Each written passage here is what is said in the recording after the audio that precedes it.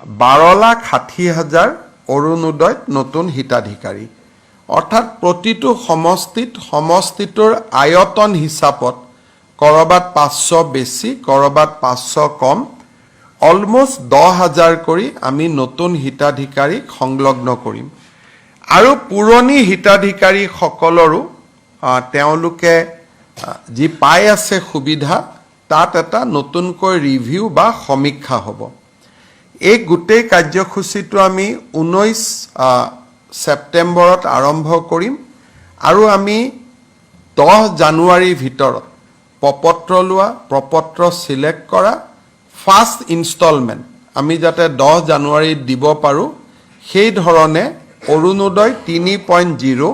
আমি 19 তাৰিখে সূচনা কৰিম বা আমি আৰম্ভ কৰিম